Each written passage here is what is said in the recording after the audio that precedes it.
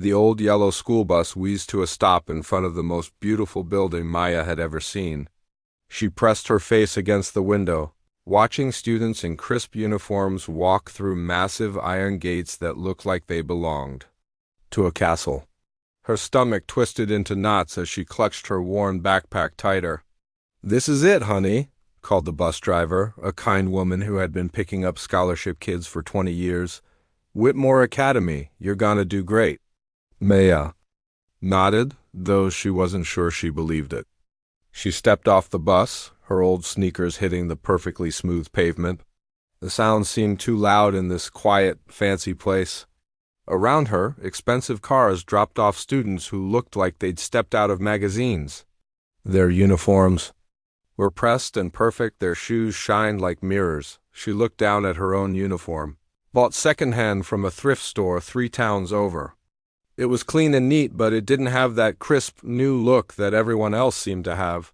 Her mother had spent hours ironing it the night before, telling her how proud she was. "Remember, Mia," her mother had said, using the Spanish word. "For daughter, you earned this. You belong there just as much as anyone else."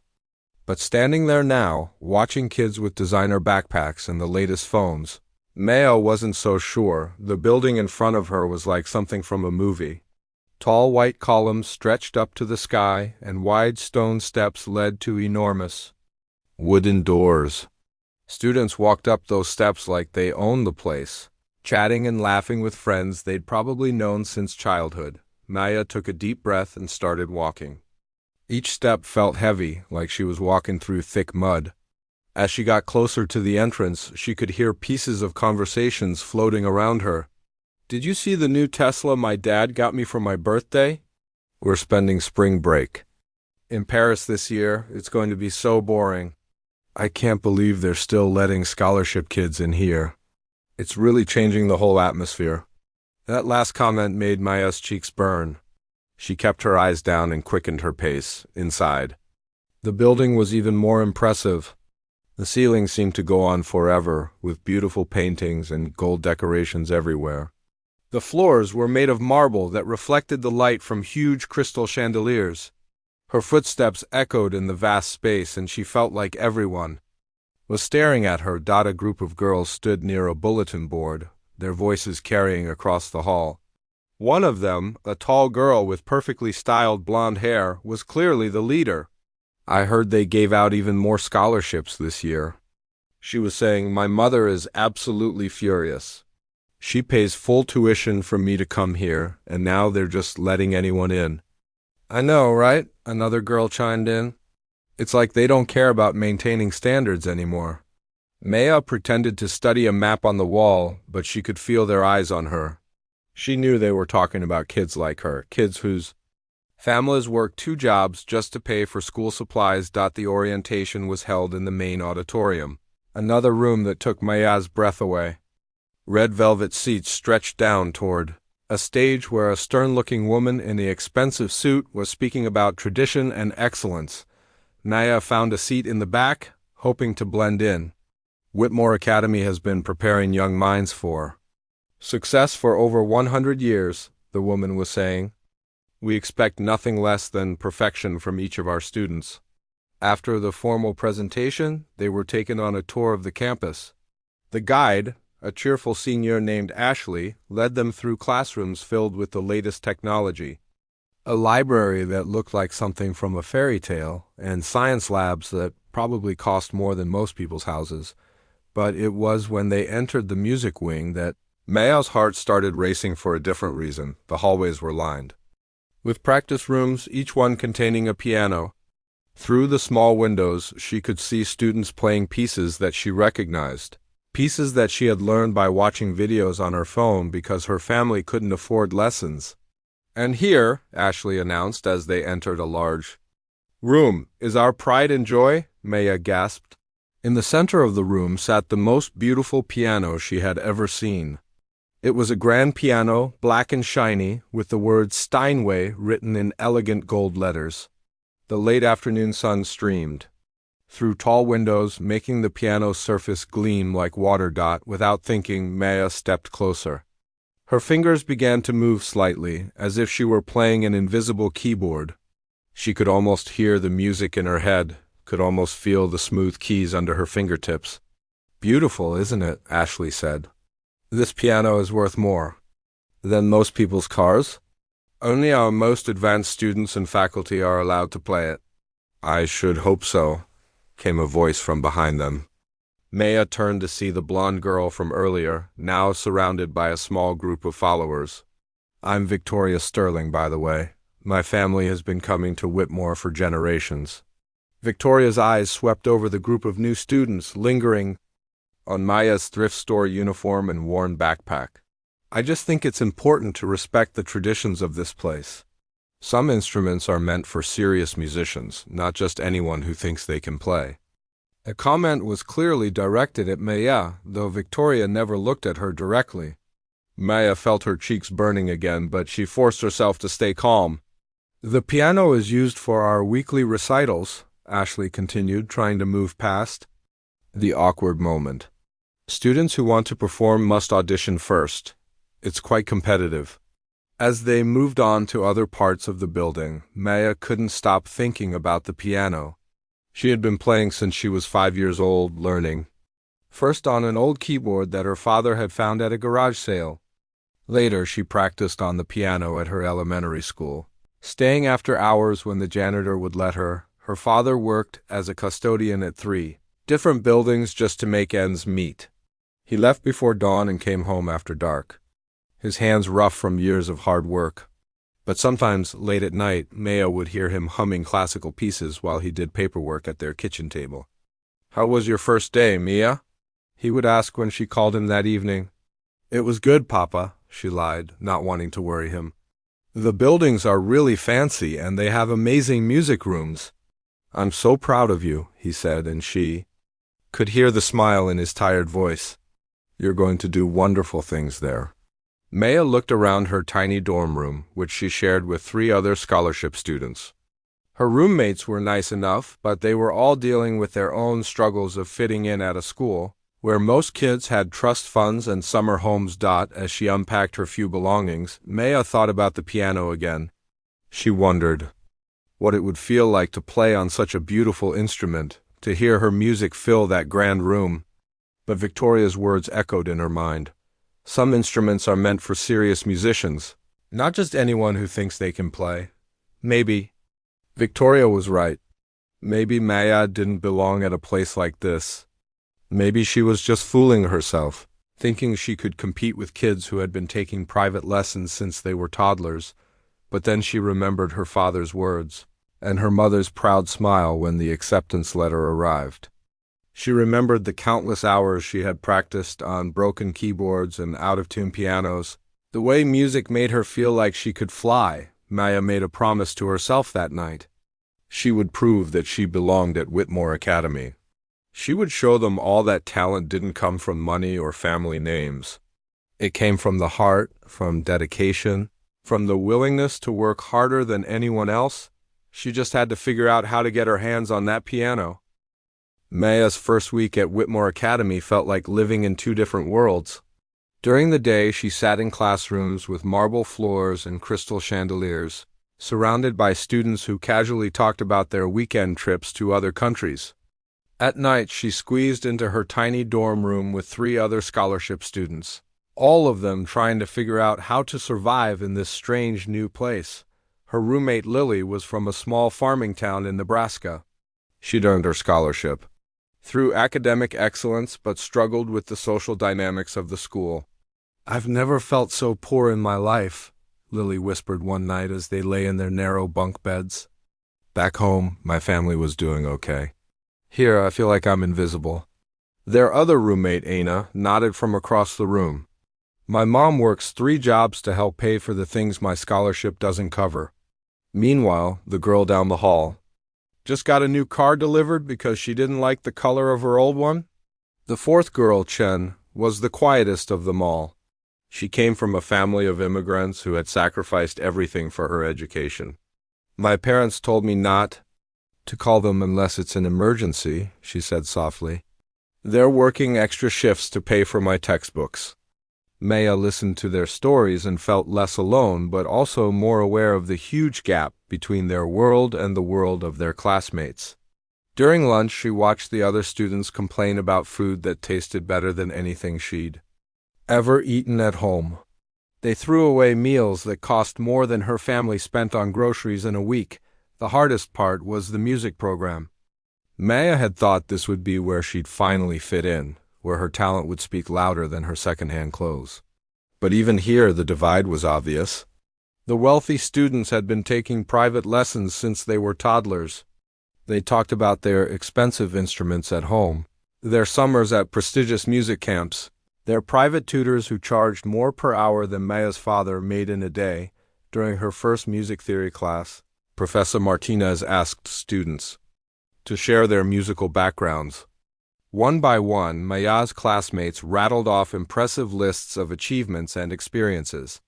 "I've been studying with the principal violinist of the City Symphony since I was 7, said Alex, a boy with perfect posture and an expensive watch. "I spent last summer at the International Music Festival in Austria," added Victoria, the blonde girl who had made the comment about the piano on the first day. "It was absolutely life-changing. Of course, not everyone can afford such opportunities." When it was Maya's turn, she felt every eye in the room on her. "I'm mostly self-taught," she said quietly. "I learned by watching videos online and practicing whenever I could find a piano." The silence that followed felt like it lasted forever. She could see some students exchanging glances, and she knew what they were thinking. How could someone who learned from YouTube videos possibly compete with them? But Professor Martinez surprised her. "Self-taught musicians often have the most interesting interpretations," he said kindly. "Sometimes formal training can make us forget that music is about emotion, not just technical perfection." After class, Maya hurried toward the exit, but Victoria caught up with her in the hallway. "You know," Victoria said, her voice sweet but with an edge, "there are practice rooms available for students who need to catch up. I'd be happy to show you where they are." Maya's cheeks burned. "Thank you, but I can find them myself." "Of course you can," Victoria smiled. "I just thought you might want to start with the basics. Some of us have been playing Chopin since we were 12, but everyone has to start somewhere." That evening, Maya explored the music wing by herself. The practice rooms were small but well-equipped, each containing an upright piano. She found one that was empty and slipped inside. Closing the door behind her, the moment her fingers touched the keys, she felt like she could breathe again. She started with simple scales, then moved into a piece she'd been working on for months. The music flowed through her, washing away the stress and loneliness of the day. She was so lost in the music that she didn't notice. Someone had stopped outside her practice room until she finished playing. Through the small window, she saw Professor Martinez smiling at her. "That was beautiful," he said when she opened the door. "Debussy's Clair de Lune, right?" "You play it with remarkable feeling," Maya nodded, suddenly shy. "My father taught me." "That one? It's his favorite." "Your father must be a musician too, then," Koya hesitated. She'd never told anyone at school about her father's job. "He knows music, but he works in maintenance now. He has to support our family." Professor Martinez's expression grew thoughtful. "Well, he taught you well. You have natural talent, Maya. Don't let anyone tell you otherwise." After he left, Maya sat alone in the practice room, thinking about her father. Every night she called him from the hallway payphone because her roommates deserved some privacy. These conversations were the highlight of her day. "How's school going, Mia?" her father asked during their call that night. She could hear the exhaustion in his voice. He'd been working double shifts lately, trying to save money for her textbooks and other expenses that the scholarship didn't cover. "It's good, Papa," she said, the same lie she'd been telling all week. "I'm learning so much. Tell me about your classes." "Are you making friends?" Maya looked around the empty hallway. Through the windows, she could see groups of students hanging out on the campus lawn, laughing and talking. None of them had ever invited her to join them. "Everyone's very nice," she said instead. "And the music program is amazing. They have instruments here that I've only seen in pictures." That makes me so happy, her father said, and she could hear the smile in his voice. You know, when I was your age, I used to dream about attending a school like that. I'm living my dreams through you, Mia. The weight of his words hit her hard. Her father had given up his own dreams to support their family, and now he was working himself to exhaustion so she could have the opportunities he'd never had. Papa, are you okay? You sound tired. I'm fine, just working a lot. But it's worth it to know you're there, learning and growing. Promise me you'll make the most of every opportunity. I promise, Maya whispered. After hanging up, she walked back to her dorm room, thinking about that promise. Her father believed in her so completely, but she wasn't sure she believed in herself. Every day at Whitmore felt like a test she wasn't. Sure, she could pass. Back in her room, her roommates were already in bed, but none of them were sleeping. In the darkness, they talked about their families, their fears, their hopes. Sometimes I wonder if I made a mistake coming here, Lily admitted. I miss home. I miss feeling like I belong somewhere. My parents sacrificed so much for me to be here, Aina said. I can't disappoint them, but I don't know if I'm strong enough for this. Maya stared at the ceiling, listening to her roommates' worries and recognizing her own feelings in their words. They were all fighting the same battle, trying to prove they deserved to be at this prestigious school. We have to stick together, Maya said finally. We're here for a reason. We all earned our place, even if some people don't want to admit it. But what if we're not good enough? Chun asked quietly. Then we'll get better, Maya replied, thinking of the piano in the main hall, the one that only serious musicians were allowed to play. We'll work harder than anyone else because we have to. And someday we'll show them all what we can do. That night, Maya lay awake making plans. She would find a way to prove herself, to show that talent and determination mattered more than money or family connections. She would make her father proud and honor the sacrifice he was making for her education. But first, she had to figure out how to survive in a world that seemed designed to make her feel like she didn't belong. By her third week at Whitmore Academy, Maya was starting to find her rhythm. She'd figured out which hallways to take to avoid the loudest groups of students, which tables in the cafeteria were usually empty, and which practice rooms had the best pianos.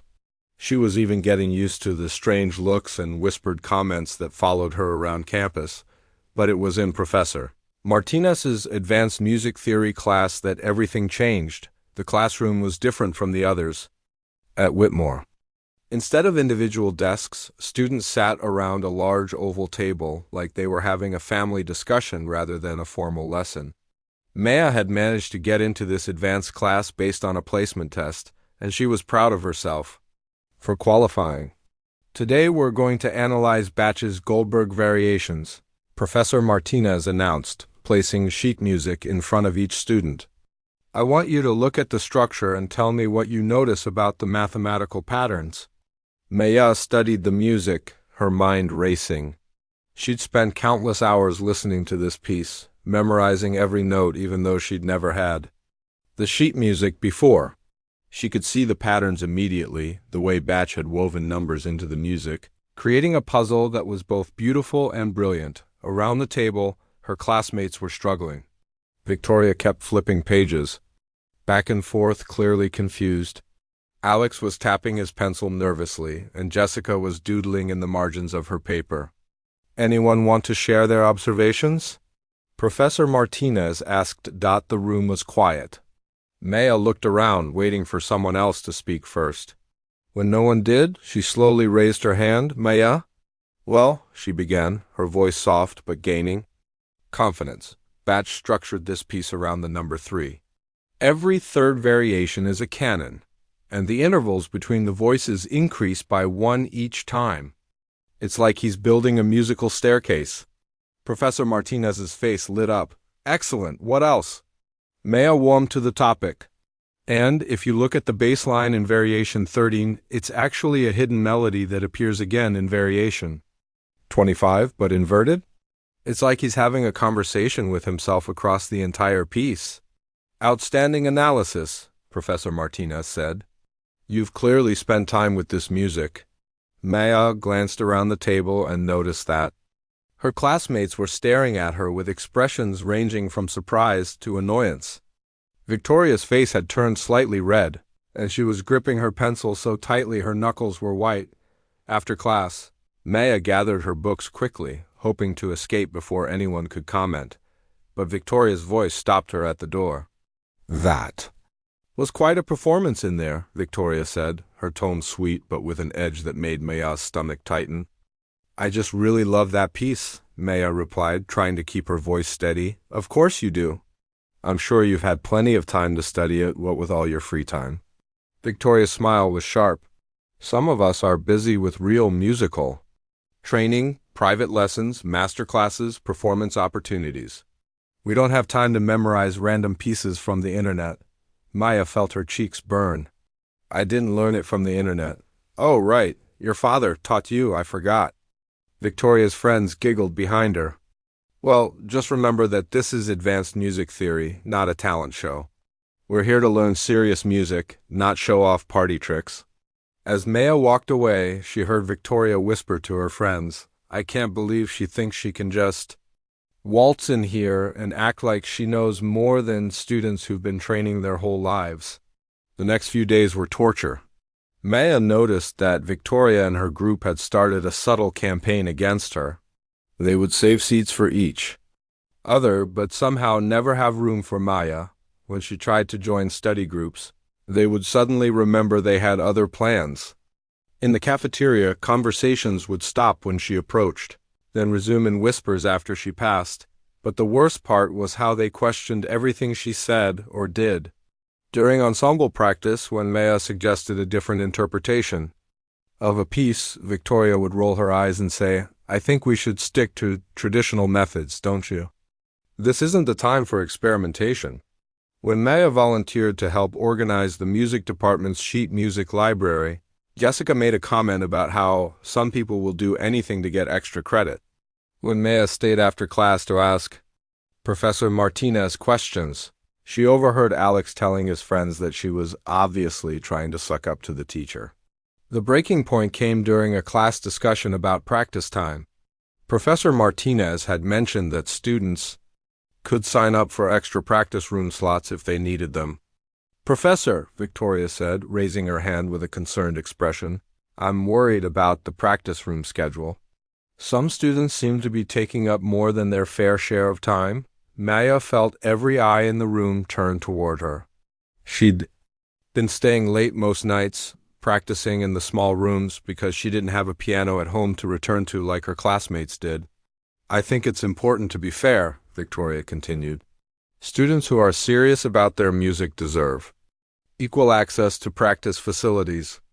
Maybe we should have a system where students have to prove they're using the time productively." "What do you mean by that?" Professor Martinez asked, his tone neutral but his eyes sharp. "Well, maybe students should have to demonstrate what they've learned before they can book additional practice time, just to make sure the facilities are being used appropriately." Maya's hands were shaking under the table. She knew Victoria was talking about her, making it sound like she was wasting resources that belonged to the real musicians. "I think all students should have equal access to practice facilities," Professor Martinez said firmly. "Talent and dedication come in many forms, and it's not my job to judge who deserves more or less practice time." After class, Maya hurried to her locker, trying to hold back tears. She fumbled with her combination, her fingers trembling with anger and humiliation. "Maya." Professor Martinez's voice was gentle behind her. "Can I speak with you for a moment?" She turned around, hoping her face didn't show how upset she was. "Yes, Professor. I want you to know that what happened in there was not okay. Every student in this program has earned their place here, and that includes you." But maybe Victoria has a point," Maya said quietly. "Maybe I am taking up too much practice time? Maybe I should—" "Stop right there," Professor Martinez interrupted. "I've been teaching here for 15 years, and I can tell you that dedication and natural ability are much rarer than expensive lessons and fancy instruments. Don't let anyone make you feel like you don't belong." That evening, Maya called her father from the hallway payphone. She'd been trying to keep their conversations positive, but tonight she was struggling. "You sound sad, Mia," her father said immediately. "What's wrong?" "Nothing, Papa. Just tired from studying. Maya, I can hear it in your voice. Talk to me." She almost broke down then, almost told him everything about Victoria and her friends, about feeling like an outsider every single day. But then she remembered how hard he was working, how he'd been picking up extra shifts to help pay for her expenses. "It's just challenging," she said instead. "The other students are very accomplished." "And so are you," her father said firmly. "Don't forget that you earned your place at that school. You have a gift, Maya. Don't let anyone make you forget that." After hanging up, Maya sat in the empty hallway, thinking about her father's words. She thought about all the nights he'd come home exhausted from work but still found time to listen to her practice on their old keyboard. She thought about how proud he'd been when she got her scholarship, how he'd called all their relatives to share the good news. She couldn't disappoint him. More importantly, she couldn't let Victoria and her friends win. They wanted her to feel small, to give up and fade into the background. But Maya had worked too hard to get here, and she had too much to prove. Standing up, she walked back to the music wing. The practice rooms were mostly empty now, and she found her favorite one, the one with the piano that stayed in tune the best. She sat down at the bench and began to play.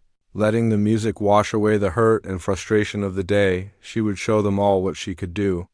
She would prove that talent didn't come from money or connections, but from the heart and the willingness to work harder than anyone else. The clock on Maya's phone showed 11:47 p.m. when she finally closed her textbook. Her roommates had been asleep for hours, but she'd been studying in the common room, trying to stay caught up with her regular classes while dealing with the constant stress in her music program. She rubbed her tired eyes and stretched her sore back. The wooden chairs in the dorm common room weren't meant for long study sessions, but it was the only quiet place she could find. Her dorm room was too small for 4 people, and the library closed at 10 as she gathered her books. Maya's mind wandered to the practice rooms. She'd been spending more and more time there lately, not just because she loved playing, but because it was the only place at Whitmore where she felt truly comfortable. When she sat at a piano, it didn't matter that her uniform was secondhand, or that she'd never been to Europe. The music made her feel like she belonged somewhere. But tonight felt different. Tonight, she had an urge to do something she'd been thinking about for weeks, but had never dared to try. Maya made her way through the empty hallways, her footsteps echoing softly on the marble floors. The school felt different at night, peaceful, almost magical. Without the crowds of students rushing to class, she could actually appreciate the beautiful architecture and artwork that decorated the walls. She reached the music wing and paused at the entrance. The practice rooms were down the hall to the left, safe and familiar. But straight ahead, through the double doors, was the main performance hall. And in that hall was the piano she'd been dreaming about since her first day at Whitmore. The Steinway Grand. Maya had walked past it dozens of times, always with other students around, always feeling like she was looking at something in a museum, beautiful but untouchable. She'd watched Victoria and other advanced students play it during recitals, their fingers dancing across the keys with practiced confidence. "Only serious musicians," she whispered to herself, remembering Victoria's words from that first day. But what if she was a serious musician? What if she belonged at that piano just as much as anyone else? Before she could change her mind, Maya pushed through the double doors and stepped into the performance hall. The room was dark except for the soft glow of emergency lighting, but moonlight streamed through the tall windows, casting everything in silver shadows, and there it was. The piano sat in the center of the stage like a sleeping giant, its black surface gleaming in the moonlight. Maya walked down the aisle between the empty seats, her heart pounding with each step. She felt like she was approaching something sacred, something that might disappear if she moved too quickly. She climbed the steps to the stage, her footsteps muffled by the thick carpeting. Up close, the piano was even more magnificent than she'd imagined. The wood was polished to a mirror finish, and when she lifted the lid, The strings inside seemed to shimmer like metal spiderwebs. Maya sat down on the bench and placed her hands on the keys. They were smooth and perfectly weighted, so different from the practice room pianos she was used to. She pressed down on middle C, and the note that emerged was pure and rich. Filling the entire hall with its warmth, she closed her eyes and let her fingers find their way across the keyboard. Without conscious thought, she began to play Chopin's Ballade No. 1 in G minor, a piece she'd been working on for months in the practice rooms. But on this piano, the music transformed into something she'd never heard before. Every note was crystal clear. Every phrase sang with emotion she didn't know she had inside her. The piano responded to her touch like it was alive, bringing out nuances in the music that had been hidden on lesser instruments. Maya felt tears streaming down her face as she played, overwhelmed by the beauty of what she was creating. The first movement flowed into the second, then the third. She played with a passion and skill that surprised even her, her fingers flying across the keys with confidence she'd never felt before. This was what music was supposed to feel like, not just notes on a page, but pure emotion made into sound.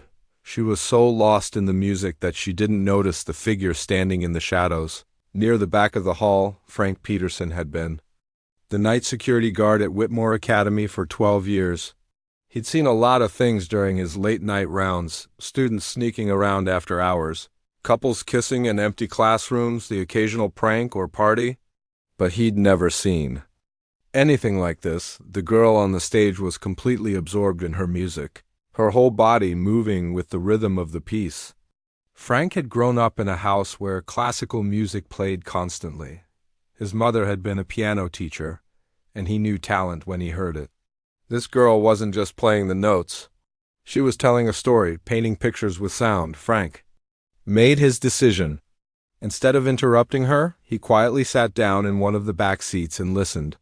He'd been feeling tired and worn down lately, wondering if his job had any real purpose. But listening to this beautiful music in the quiet of the night, he remembered why he'd always loved working at the school.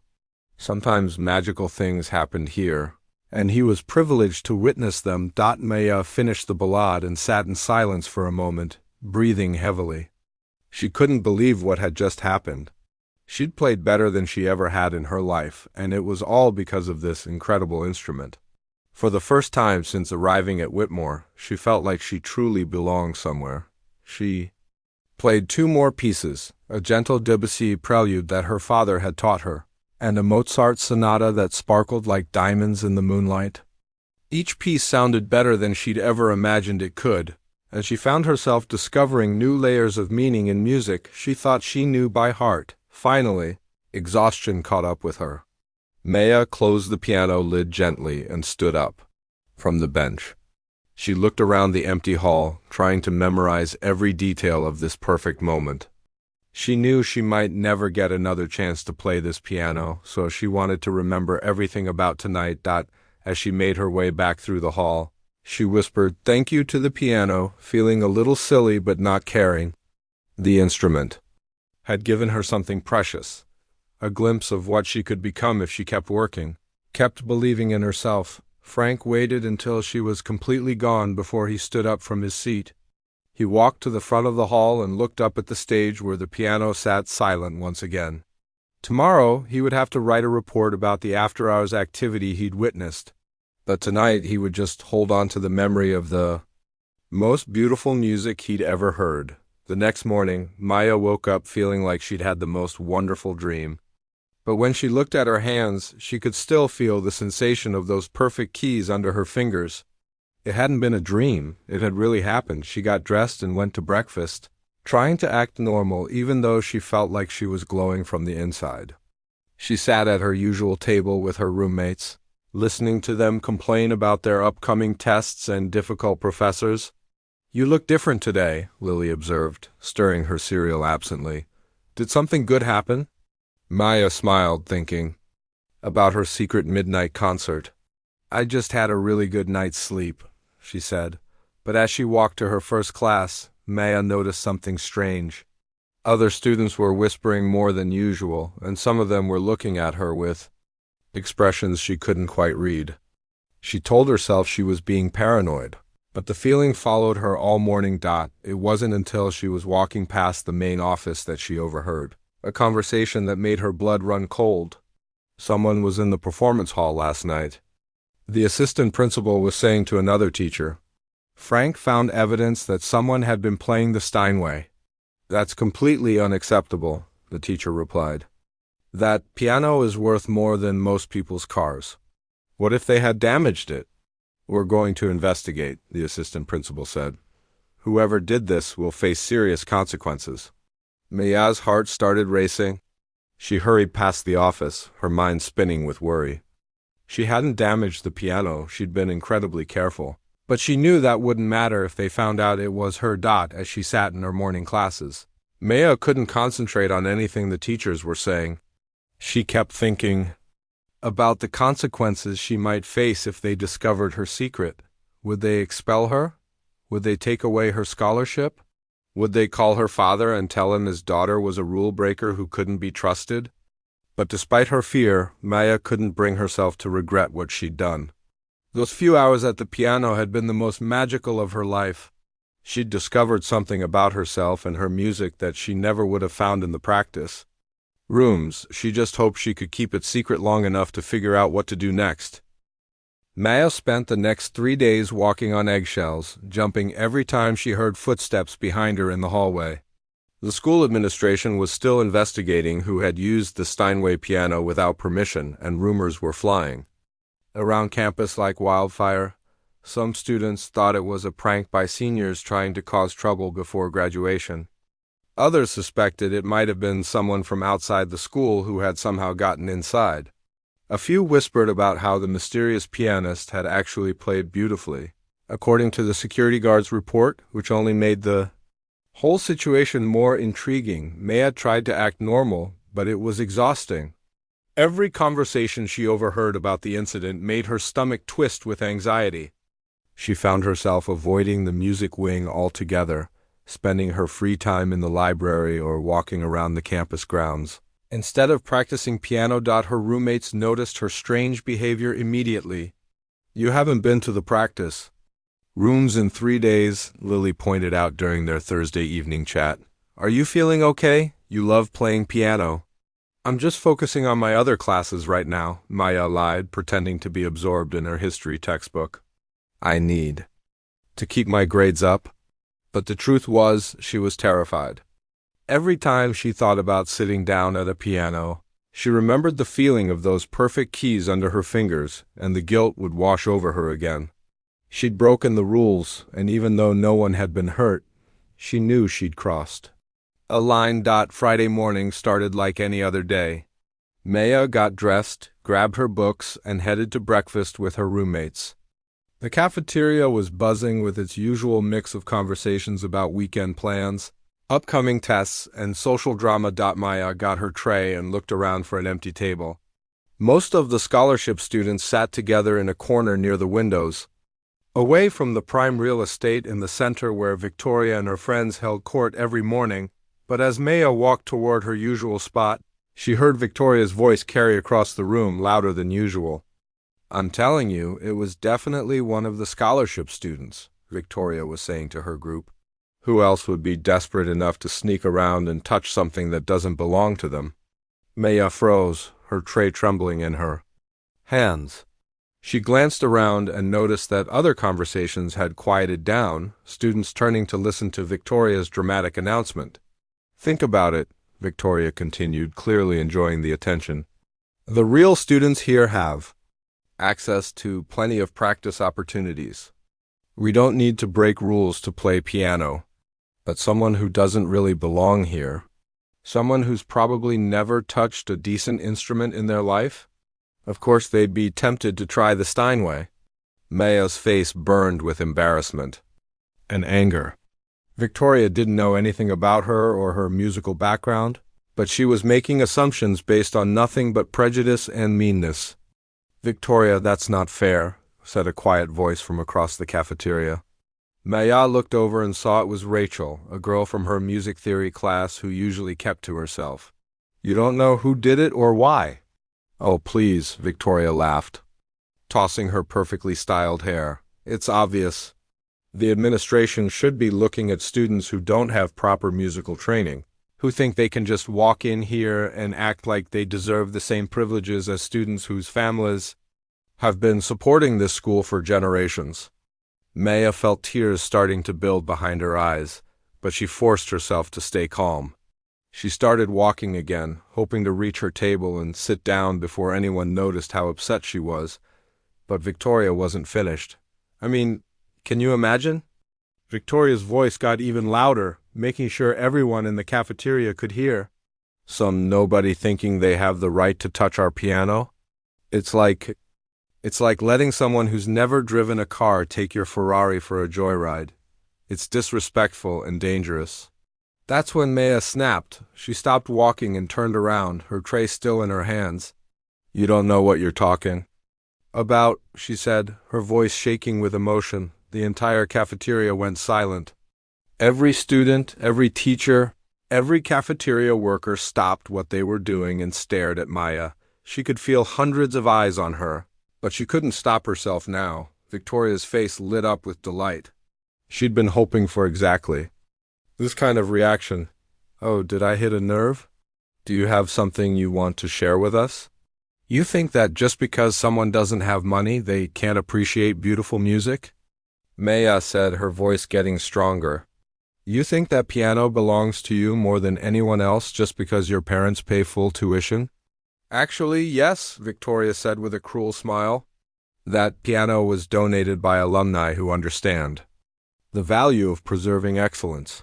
It's meant for serious musicians, not for people who learn to play from YouTube videos. The laughter that followed felt like a physical blow. Maya looked around the cafeteria and saw students covering their mouths, trying to hide their giggles. Some weren't even bothering to hide it. They were openly laughing at her.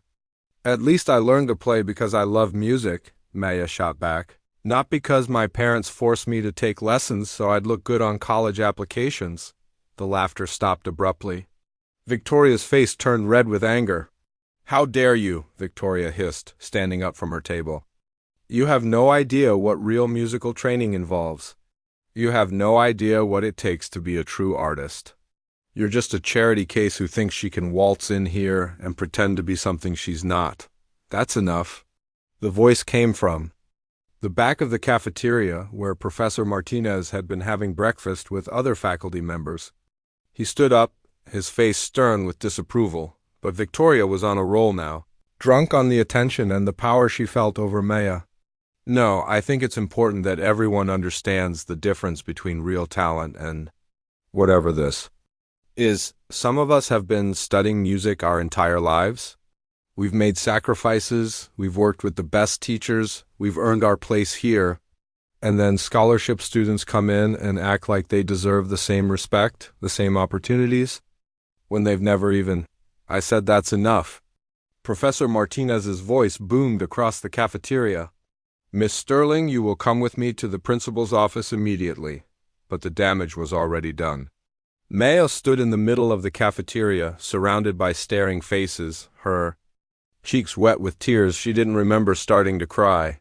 Her tray slipped from her trembling hands and crashed to the floor, sending her breakfast flying across the linoleum. The sound seemed to break the spell that had fallen over the room. Students started whispering to each other, some shaking their heads in disapproval at Victoria's behavior, others still snickering about the confrontation they'd just witnessed. Maya bent down to clean up her mess, but her hands were shaking so badly she could barely pick up the scattered pieces of her broken plate. She felt like the whole world was watching her, judging her, confirming every horrible thing Victoria had said about her. Here, let me help you, said a gentle voice.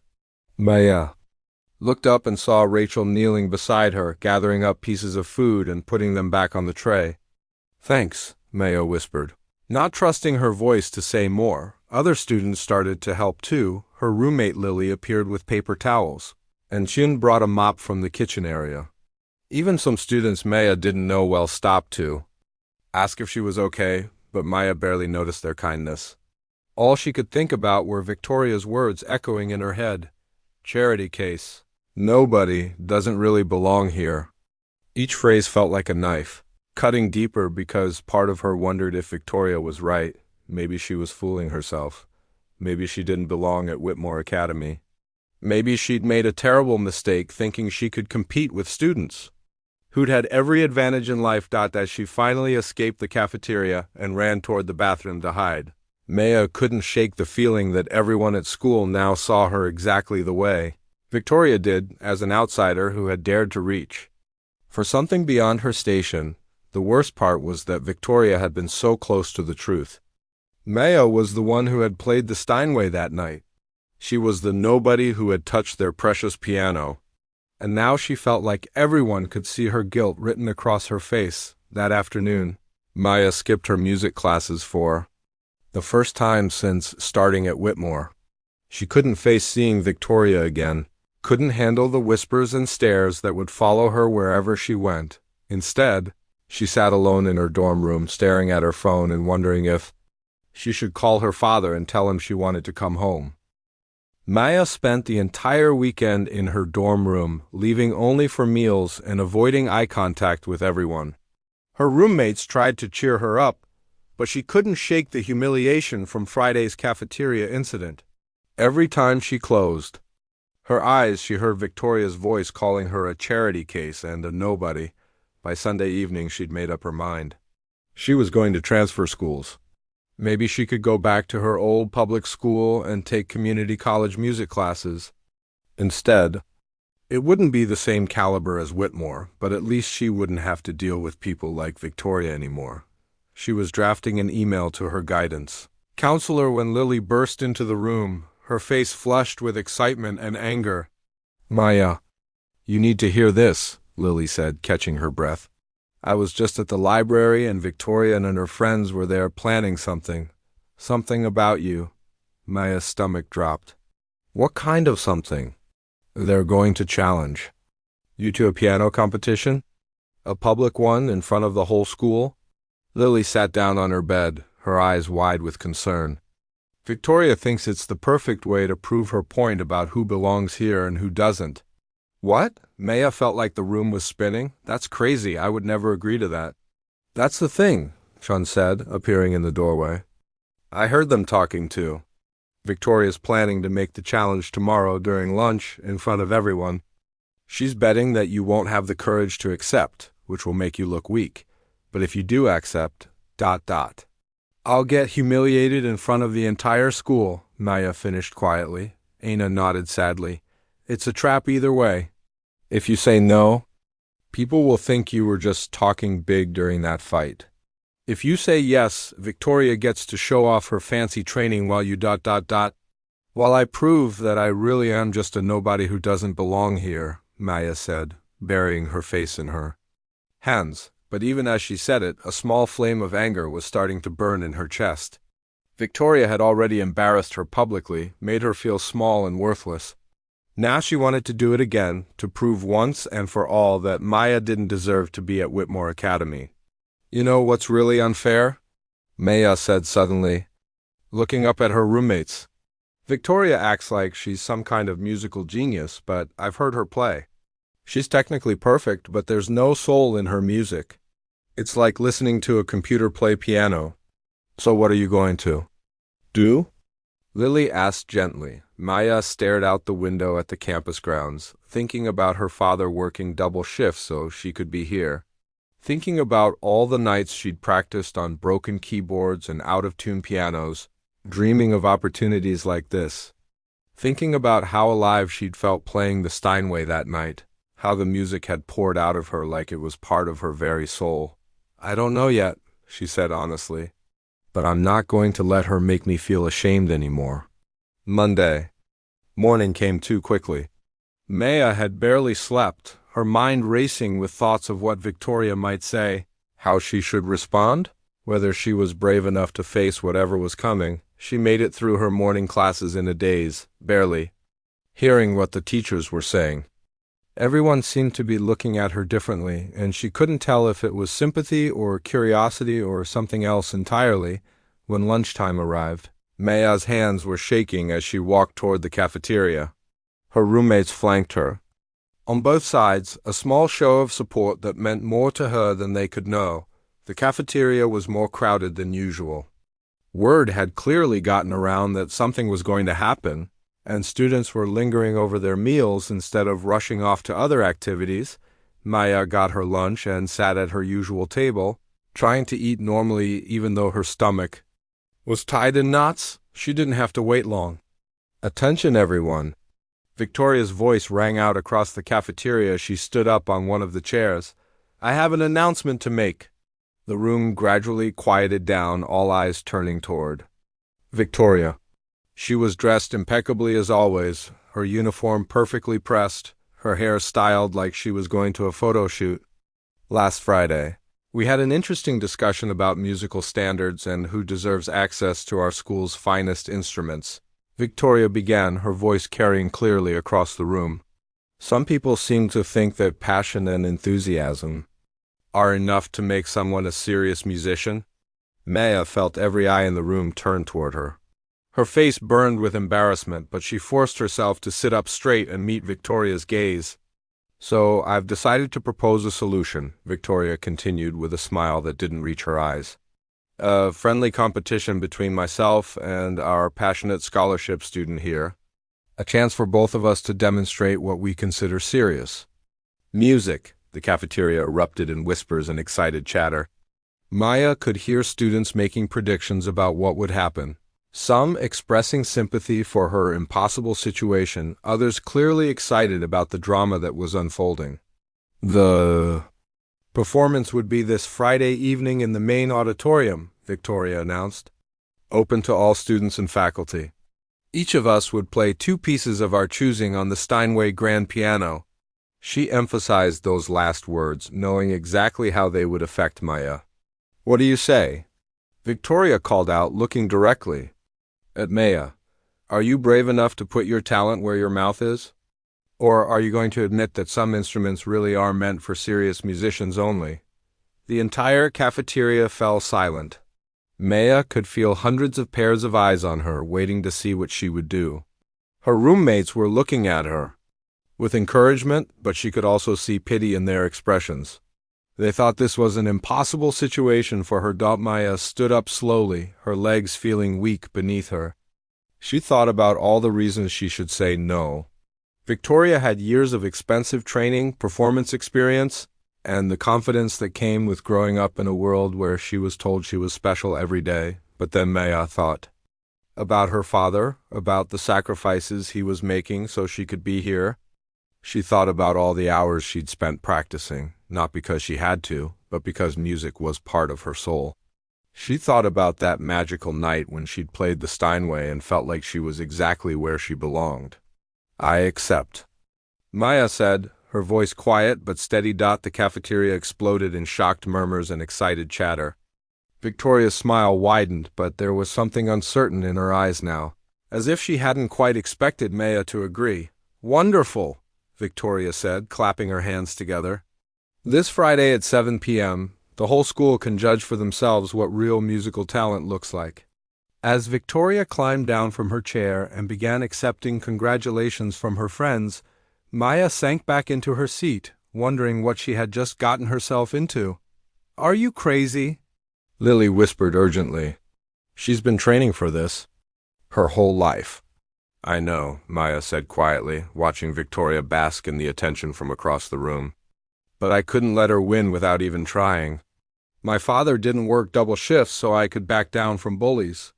"But what if you lose?" Chan asked gently. "What if she's right about everything?" Maya looked around the cafeteria at all.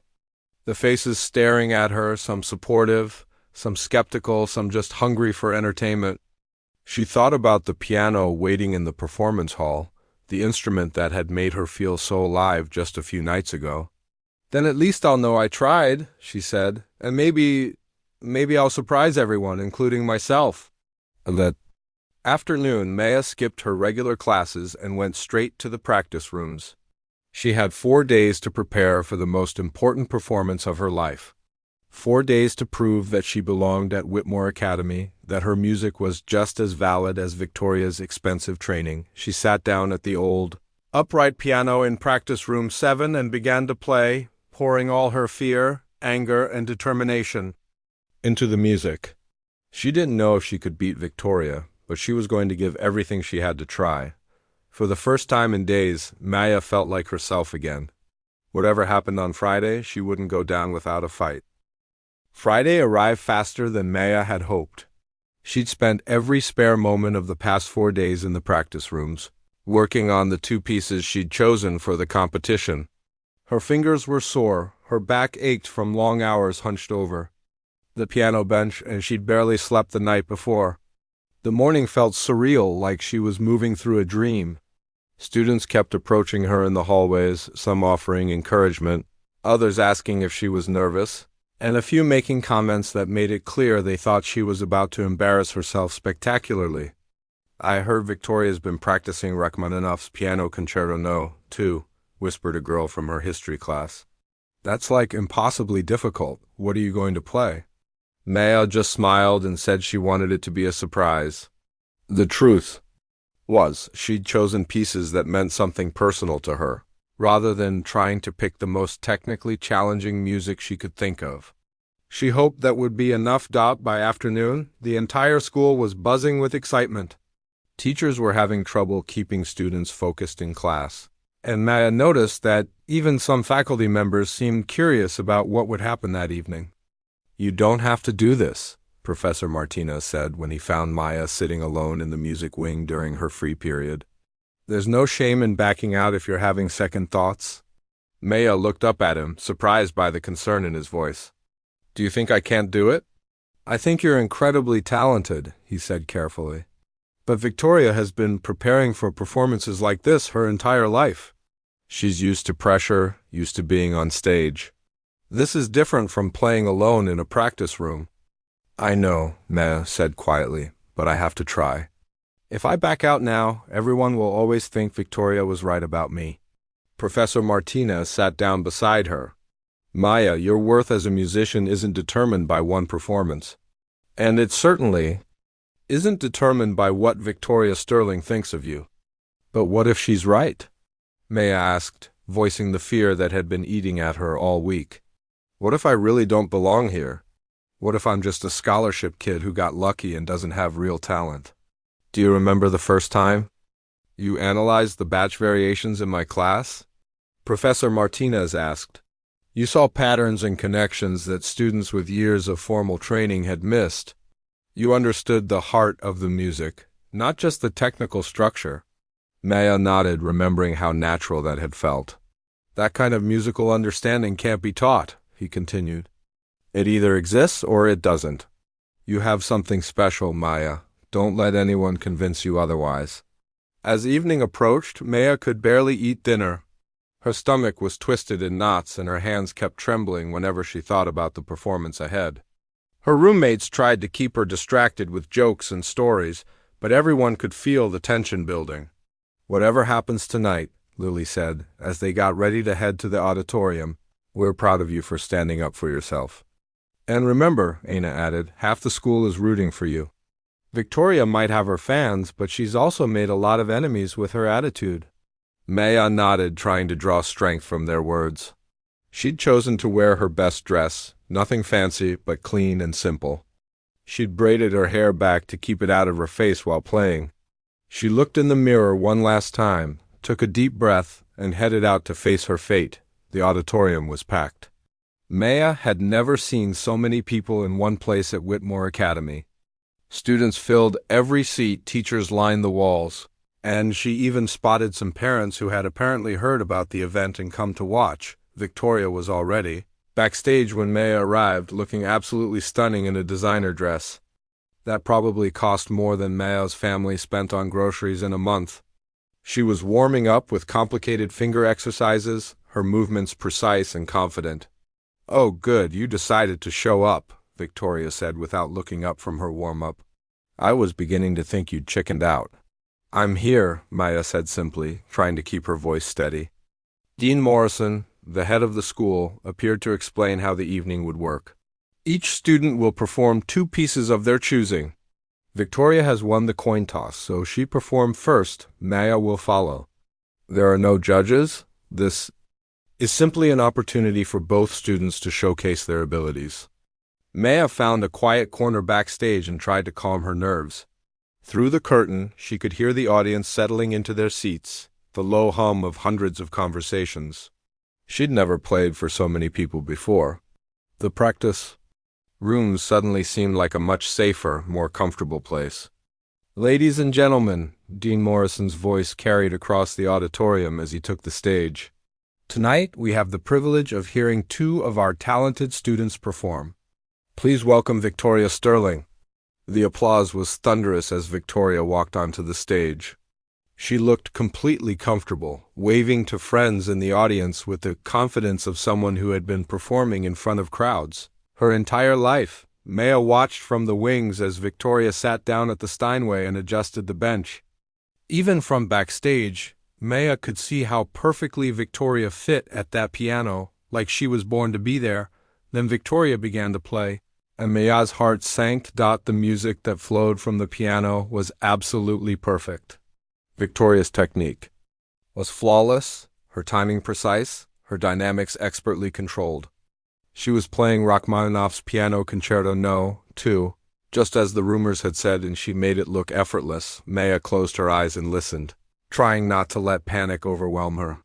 Victoria's playing was everything that expensive training could produce: technically brilliant, musically sophisticated, professionally polished. The audience was clearly impressed. Maya could hear the appreciation in their collective intake of breath during the most challenging passages. When Victoria finished her first piece, the applause was deafening. Maya felt her confidence crumbling. How could she possibly follow that? Victoria's second piece was a Chopin etude that showcased her incredible finger dexterity. Notes flew by like sparkling raindrops, each one crystal clear and perfectly placed.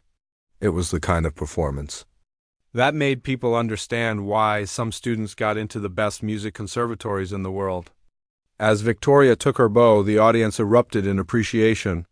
Students were on their feet, teachers were nodding with approval, and Maya could see Victoria's satisfied smile even from backstage. "Maya Rodriguez," Dean Morrison announced, and suddenly it was her turn. Maya's legs felt like jelly as she walked onto the stage. The lights were brighter than she'd expected, and the sea of faces in the audience seemed to stretch on forever. She could see her roommates in the third row, giving her encouraging smiles. But she could also see plenty of skeptical expressions and a few people who looked like they were already feeling sorry for her. She sat down at the piano bench and adjusted the height, just as she'd seen Victoria do. But her hands were shaking so badly she could barely get the bench to the right position. The audience was completely silent, waiting to see what would happen next. Maya placed her fingers on the keys and felt the familiar weight and smoothness of the Steinway. For just a moment, she remembered that magical night when she'd played the same piano alone, when the music had flowed through her like water. She closed her eyes, took a deep breath, and began to play. Her first piece was Debussy's Clair de Lune, the gentle, dreamy melody that her father had taught her years ago on their old keyboard.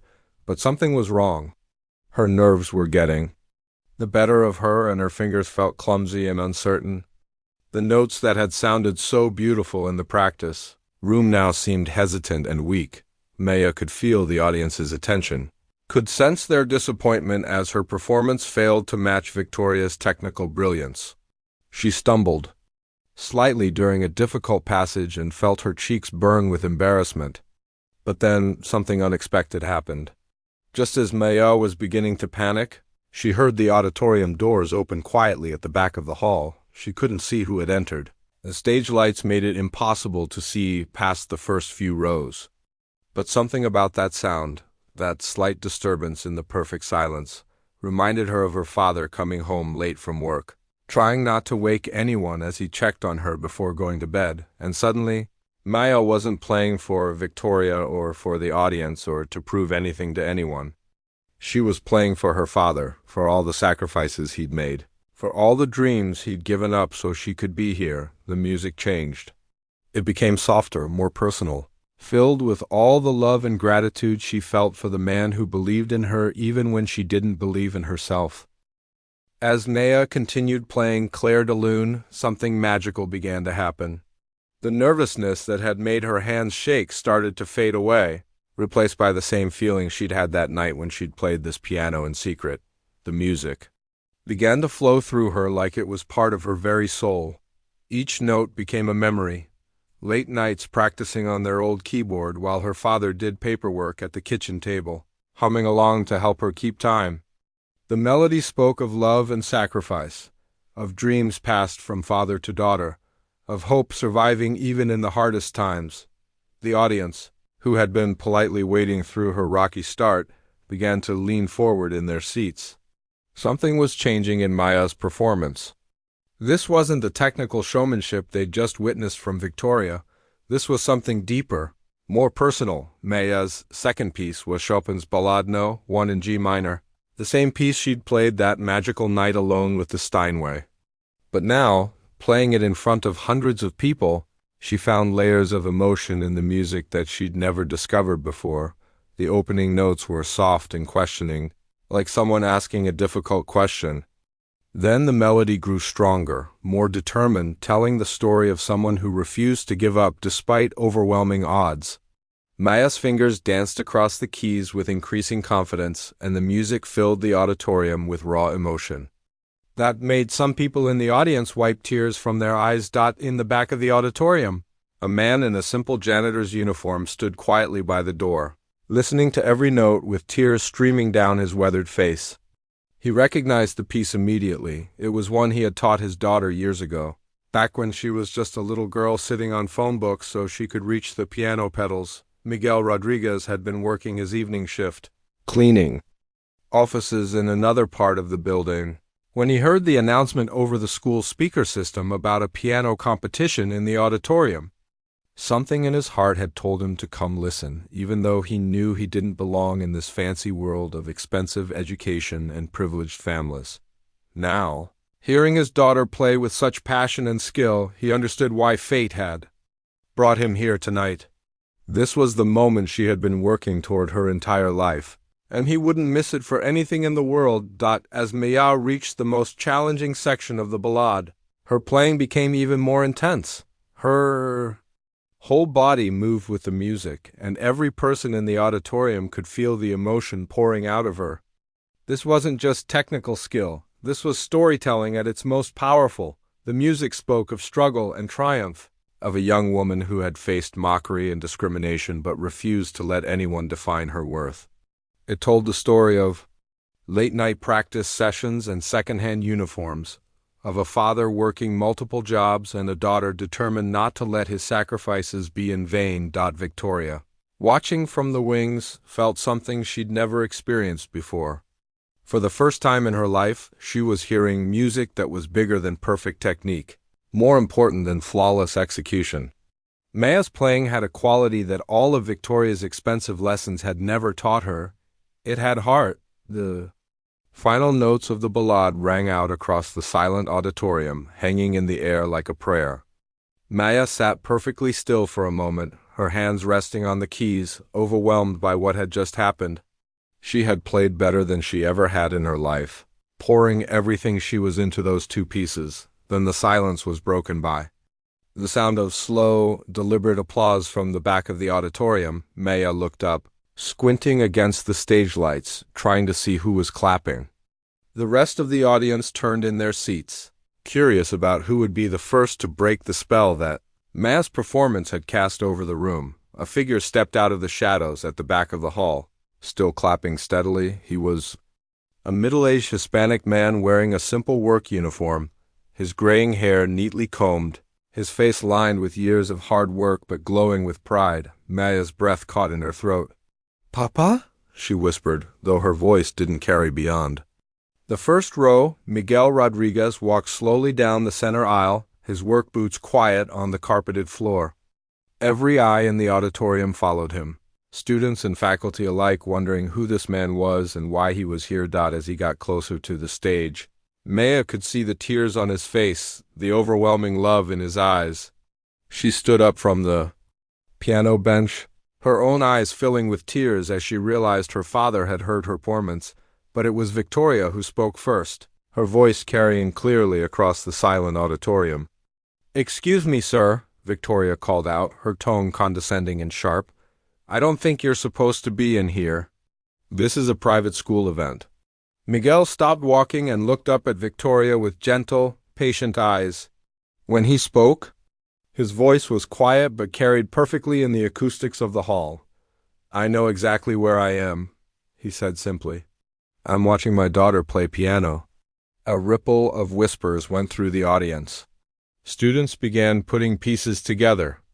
The custodian they'd seen mopping floors and emptying trash cans, the scholarship student they'd dismissed as unworthy. Some felt embarrassment, creeping up their necks as they remembered their own assumptions and prejudices. But Miguel wasn't finished. He continued walking down the aisle until he reached the front of the auditorium, then climbed the steps to the stage where Maya stood frozen in amazement.